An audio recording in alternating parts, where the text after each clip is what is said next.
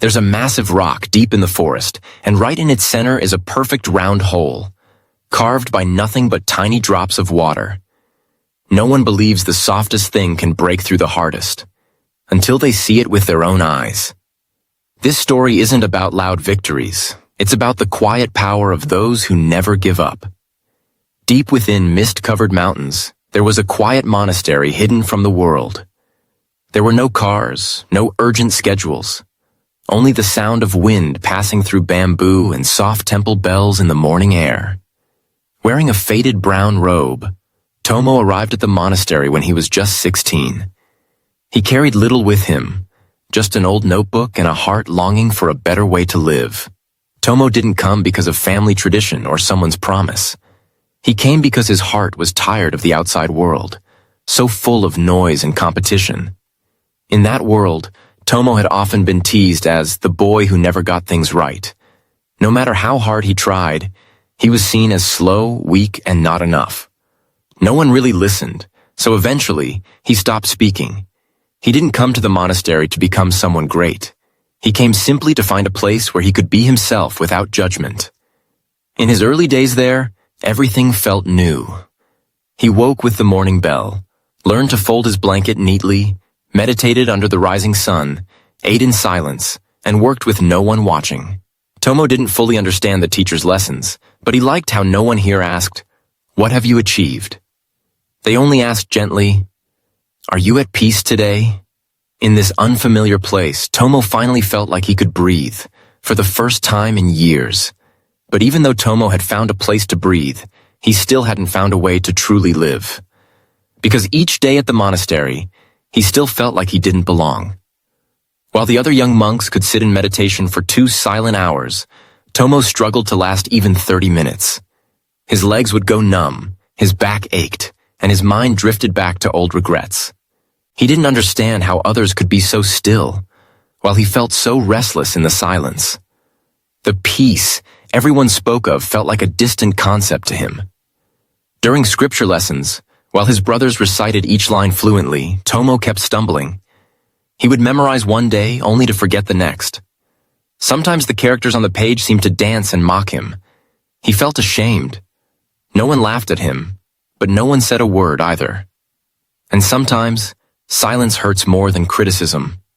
When working, Tomo was clumsy. He broke bowls, spilled water, even burned a pot once. Each time, he would quietly apologize and clean up without a single complaint. Tomo began to wonder, am I really meant for this path? Or am I just blindly pushing forward, not knowing where I'm going? His efforts, though sincere, seemed to only bring more disappointment. The harder he tried, the more he felt like a failure. Tomo carried those doubts inside him for many days, and each night he would quietly return to an old tree behind the monastery, where no one could see him.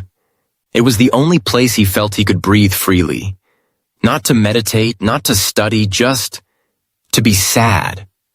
Moonlight filtered through the leaves, casting broken beams of silver on the ground. The soft hum of insects, the gentle rustle of wind, everything was quiet, except for Tomo's heart. He would often whisper into the night, "Why do I keep failing like this? Maybe I wasn't meant for this path at all." Sometimes he chuckled softly at the idea of giving up. Maybe I should just go back and do something simpler, like be a village librarian. But then he never stood up. He stayed there night after night, under that familiar tree, holding everything fragile inside him. One evening, he whispered gently, "If anyone is listening, please show me that trying is not pointless." And that very night, Master Haru, the quietest monk in the monastery, was standing behind him, unnoticed. He didn't say a word. He just sat down beside him.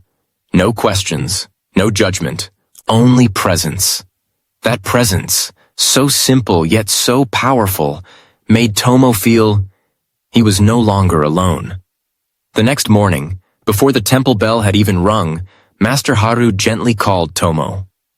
"Walk with me," he said, his voice calm and steady like the early breeze. Tomo didn't ask anything. He quietly followed. They left the monastery, walking along a mossy stone path, weaving through misty bamboo trees. No words were spoken during the long walk, only the sound of leaves brushing their robes, footsteps on damp earth, and quiet breaths in the cold morning air. Eventually, they stopped in front of a large stone resting deep in the forest. Tomo thought it might be a morning meditation spot, until Master Haru pointed to something unusual. Right in the center of the rock was a perfect round hole, not deep, but strikingly smooth. "Do you know who made this hole?" the master asked. Tomo looked closely and guessed. Maybe someone used a tool to carve it. Master Haru shook his head. "No, this was made by drops of water." Tomo furrowed his brow. Water? How could water cut through stone? "One drop after another," the master said. "Day after day, year after year. Each drop small, but together, unstoppable." Tomo stood still, stunned. He had never thought something so soft could overcome something so hard. "I brought you here," the master continued, "so you would understand. It is not great force that creates change. It is small effort, done without giving up." Tomo said nothing on the way back, but inside something had started to shift. The image of tiny drops of water slowly carving through stone kept playing in his mind. No noise, no rush, no praise, yet still, a quiet miracle unfolding. He began to revisit all the times he had stumbled. All the things that once made him feel inadequate. Might have been just the first drops. Master Haru had once said, "Failure is not when you fall. Failure is when you refuse to rise." For the first time, Tomo didn't see himself as a loser. He was simply in the middle of the process, like the stone being slowly shaped. He thought about people out there, those who gave up because they weren't fast enough, smart enough, or special enough. And he began to realize, true growth comes from within, not from comparing ourselves to others. He was still slow, but now he no longer felt ashamed, because every effort, no matter how small, was a drop shaping his future. After that day, Tomo didn't become someone new, but he began to live differently. He no longer blamed himself for failing. Instead, he quietly acknowledged every small effort he made. During meditation, he didn't force himself to sit longer than he could. He simply sat one more minute each day. One quiet minute, like a drop of water falling into the well of patience. He still forgot verses at times, but this time he smiled and tried again, without frustration. He realized that memory, like soil, softens with time and care.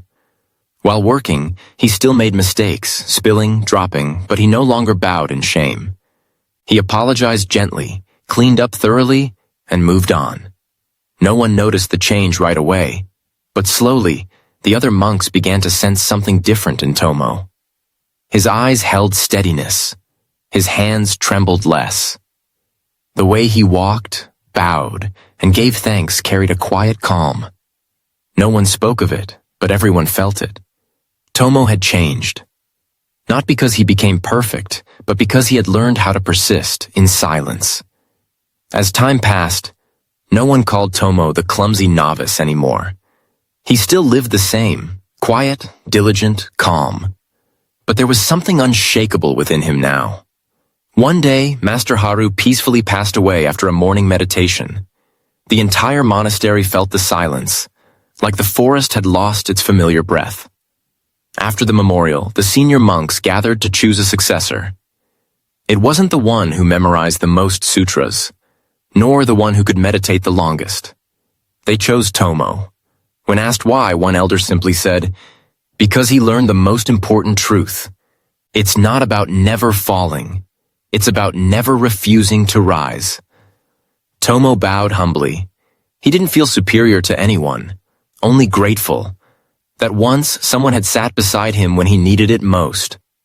Years later, a young novice arrived at the monastery.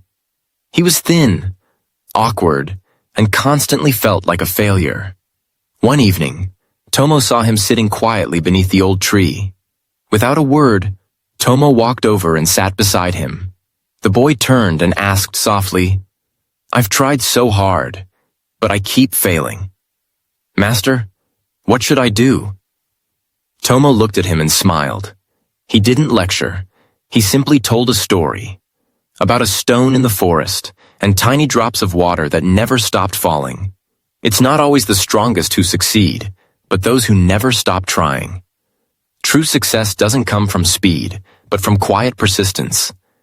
No matter how slow you're moving, as long as you don't stop, you're still moving forward. Share this story if you've ever felt like Tomo.